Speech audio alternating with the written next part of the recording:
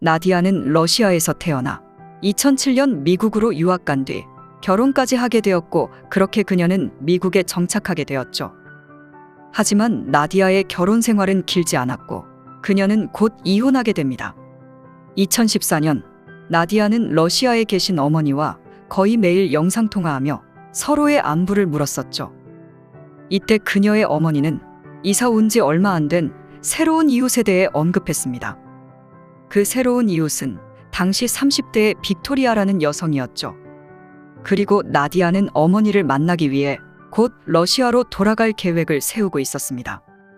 어느 날 빅토리아는 나디아의 어머니에게 조만간 뉴욕에 다녀올 예정이라고 알렸습니다. 그리고 빅토리아는 어머니에게 나디아에게 필요한 게 있다면 가져다 주겠다고 알렸죠. 그 말을 들은 어머니는 현금 6,000달러를 꺼내 딸에게 가져다 달라고 부탁했습니다. 그러나 이후 빅토리아는 이런저런 핑계를 대며 뉴욕에 가는 것을 미루고 있었습니다. 10월 4일, 그날도 나디아는 평소처럼 어머니에게 전화를 걸었지만 무슨 일인지 어머니는 전화를 받지 않았죠. 그 순간 나디아는 불길한 예감을 느꼈습니다. 지난 8년 동안 어머니가 전화를 받지 않은 적이 단 한 번도 없었기 때문이었죠. 나디아는 곧바로 빅토리아에게 전화를 걸었고, 빅토리아는 나디아에게 전날 어머니를 만났지만 특별한 점은 없었다고 답했습니다. 그리고 빅토리아는 어머니가 친구들과 어딘가 가신 것 같다고 알렸고, 휴대폰 배터리가 다 돼서 못 받는 것 같으니 크게 걱정하지 말라고 답했습니다. 그러나 나디아는 빅토리아의 이 말을 전혀 믿지 않았습니다. 즉시 나디아는 어머니의 통화 목록을 살펴보았고, 어머니의 마지막 통화는 10월 4일 오후 11시에 빅토리아에게 걸려온 것이 마지막이었습니다. 나디아는 더 이상 고민하지 않고 회사에 휴가 신청을 한 뒤 러시아로 달려갔습니다.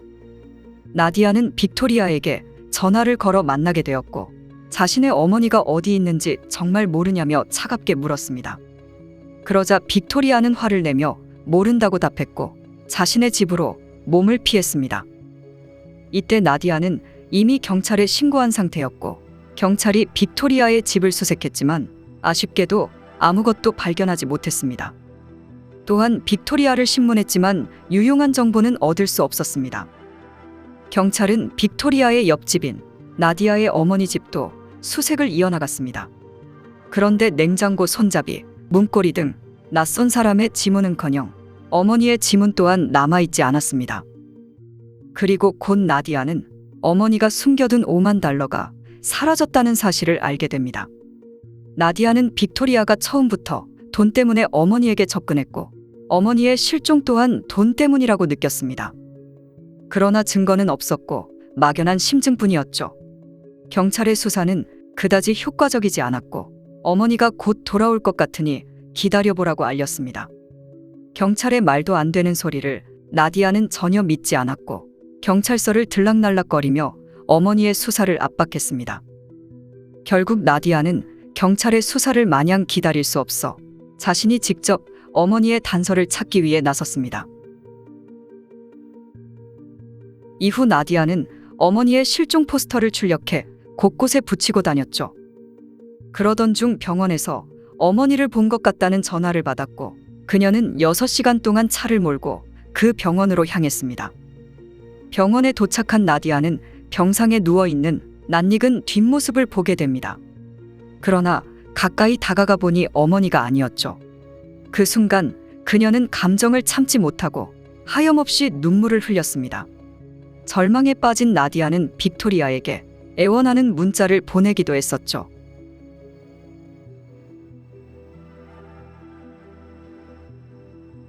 그러나 그녀의 답장은 없었습니다. 속수무책으로 집으로 돌아오는 길에 나디아는 갑자기 한 가지 생각이 떠올랐습니다. 사람이 허공으로 갑자기 사라질 수는 없다고 생각했고, 그래서 그녀는 CCTV에 분명 어머니의 흔적이 남아있을 것이라고 믿었습니다. 상식적으로 경찰의 대동 없이 CCTV 영상을 구하는 것은 쉽지 않을 것입니다. 그러나 이곳은 러시아이기 때문에 돈으로 이 문제를 쉽게 해결할 수 있었죠. 나디아는 아파트를 중심으로 주변 CCTV 영상을 구입한 후 프레임 단위로 면밀히 살펴보았습니다. 한참을 살펴보던 중 빅토리아가 운전하는 차량을 발견하게 되었고 조수석에 기대어 앉아있는 여성이 단번에 자신의 어머니임을 알아차렸습니다. 이 영상은 지난 10월 5일 촬영된 것이었고 그녀가 어머니와 연락이 끊긴 날은 바로 전날인 10월 4일이었죠. 나디아는 이 영상을 가지고 즉시 경찰서로 향했습니다. 경찰은 이 영상을 바탕으로 빅토리아를 소환했고 거짓말 테스트를 실행하였죠. 그리고 경찰은 빅토리아에게 질문을 던졌습니다. 그날 어떤 차를 몰았습니까? 당신은 차에 혼자 있었습니까? 나디아의 어머니가 지금 어디 있는지 아십니까? 그 결과 빅토리아의 답은 거짓으로 드러났고 그녀의 입에서 진실은 거의 없었습니다.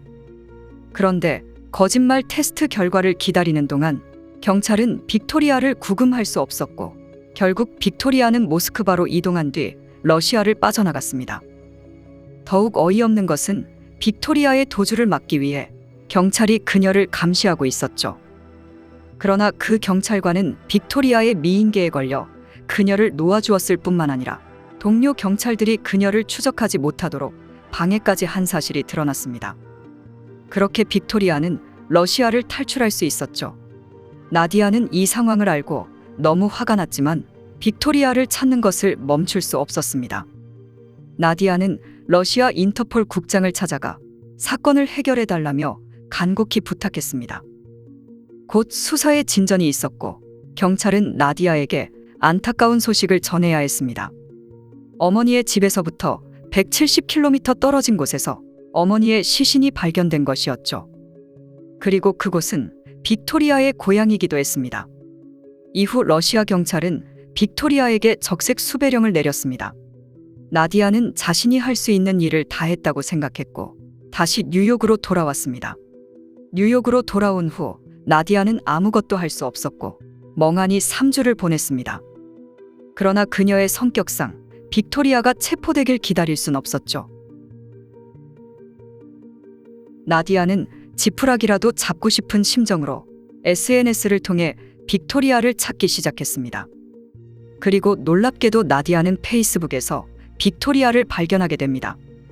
나디아는 빅토리아가 올린 사진을 토대로 그녀가 현재 미국에 있을 가능성이 높을 것으로 추정했습니다. 나디아는 이 정보를 경찰에게 알렸습니다. 하지만 경찰은 매일 처리해야 하는 지역 사건이 많았기 때문에 빅토리아의 사건을 크게 신경 쓸 여력이 없었죠. 이때 나디아는 허먼이라는 사립탐정을 알게 됩니다. 허먼은 은퇴한 형사로 20년의 경찰 경력을 가지고 있었죠. 허먼이 이 사건을 맡게 된 후 빅토리아가 페이스북에 올린 사진들을 꼼꼼히 살펴보았습니다. 허먼의 목표는 그 사진들을 통해 상징적인 건물을 찾아 빅토리아의 위치를 추적하는 것이었죠. 허먼은 빅토리아의 선글라스 사진을 유심히 보았고 선글라스 렌즈에 비친 차량 내부의 모습을 통해 그 차량이 크라이슬러 300이라는 것을 알아차렸습니다. 또한 허먼은 빅토리아의 페이스북을 통해 그녀가 쉽스헤드 베이 지역을 중심으로 돌아다닌다는 사실을 발견했습니다. 허먼은 자신의 인맥을 동원해 그 지역에서 크라이슬러 300을 소유한 차주들의 정보를 알아내는 데 성공합니다. 그리고 차주들의 이름 중 단 한 사람만 러시아 이름이었죠. 허먼은 이제 빅토리아의 거주지가 어딘지 확인해야 했습니다. 허먼은 러시아인 차주의 주소를 찾아가 주변을 살펴보았고 이후 허먼은 빅토리아의 다른 사진에서 선글라스에 반사된 전봇대와 2개의 하수도 맨홀 뚜껑을 발견하게 됩니다. 이 정보를 바탕으로 빅토리아가 크라이슬러 차주와 동거하고 있을 것이라고 판단했습니다. 허먼은 조수를 파견하여 조수는 그곳에서 잠복하였고 두 사람의 모습을 카메라에 담을 수 있었습니다. 또한 빅토리아의 변함없는 모습은 그녀의 부츠였습니다. 빅토리아는 러시아에서 조사 당시 그 부츠를 신고 있었고 미국으로 건너온 후에도 여전히 그 부츠를 신고 있었죠. 빅토리아의 신원을 확인한 허먼은 그녀의 삶에 대한 추가 조사를 벌였고 또 다른 피해자가 있음을 발견했습니다. 세탁소를 운영하는 루벤은 웹사이트에서 빅토리아를 만나게 됩니다. 두 사람은 채팅을 하며 대화를 이어나갔습니다. 그때 빅토리아는 자신이 요리를 잘한다고 설명했고, 루벤은 빅토리아의 음식을 언제 한번 먹어보고 싶다고 답했죠. 결국 두 사람은 빅토리아의 거주지에서 만나기로 약속하게 됩니다. 그녀는 근사한 저녁을 준비한 뒤 루벤을 초대했습니다. 빅토리아는 특별한 생선 요리를 만들었다며 루벤에게 권했고, 루벤은 그 생선 요리를 먹고 그대로 정신을 잃고 맙니다. 루벤이 정신을 잃은 사이 빅토리아는 그의 주머니에 있던 현금 약 $1,000를 훔쳤고 신용카드도 훔쳐 쇼핑을 하였죠. 빅토리아가 돌아왔을 때 루벤은 조금씩 의식을 회복하고 있었습니다. 그녀는 루벤을 부축해 세탁소로 돌아갔고 그곳엔 아직 일하는 직원이 있었습니다. 그러나 빅토리아는 전혀 당황하지 않았고 루벤이 과음해서 돌려보낸 것이라며 당당하게 말했죠. 그런 다음 빅토리아는 가게 문을 닫고 루벤의 금고까지 털었으며 그의 손목시계마저 훔쳐갔습니다. 그러나 루벤은 신고하지 않았고 인터뷰에서 그는 빅토리아를 사랑한다고 말했죠. 허먼은 곧 또 다른 피해자를 찾게 됩니다. 그녀는 올가라는 여성으로 메이크업 아티스트였죠. 어느 날 빅토리아는 속눈썹 연장을 위해 그녀를 찾았고 그때 빅토리아 손에는 한 조각의 치즈케이크가 있었습니다. 올가 역시 치즈케이크를 먹은 뒤 의식을 잃고 맙니다. 그러나 올가는 곧 깨어났고 이때 빅토리아는 그녀의 옆에 서서 그녀를 자세히 관찰하고 있었습니다. 올가가 깨어나자 빅토리아는 그녀를 부축해 앉도록 도와주었고 잠시 후 빅토리아는 올가에게 수프 한 그릇을 만들어 주었습니다. 올가는 그 수프를 마셨고 다시 기억을 잃게 됩니다. 이틀 후 집주인은 이상함을 느껴 올가의 집으로 향했고 집에 들어와 보니 올가는 침대에 쓰러져 있었습니다. 집주인은 즉시 병원으로 데려갔고 다행히 올가는 회복할 수 있었습니다. 빅토리아는 올가에게 왜 이런 몹쓸 짓을 한 것일까요? 올가는 회복 후 자신의 집으로 돌아와 보니 자신의 여권과 기타 증명서류가 없어진 것을 알게 됩니다. 이유를 분석해보면 빅토리아가 올가의 신분증을 훔쳐 그녀로 사칭해 신분을 위장하려고 한 것이었죠. 두 사람 모두 러시아인이고 비슷한 외모를 가지고 있었습니다. 2017년 3월 20일 허먼은 경찰에 전화를 걸었고 잡힐 것 같지 않은 빅토리아는 이렇게 체포되었습니다. 그러나 빅토리아는 자신의 죄를 인정하지 않았습니다.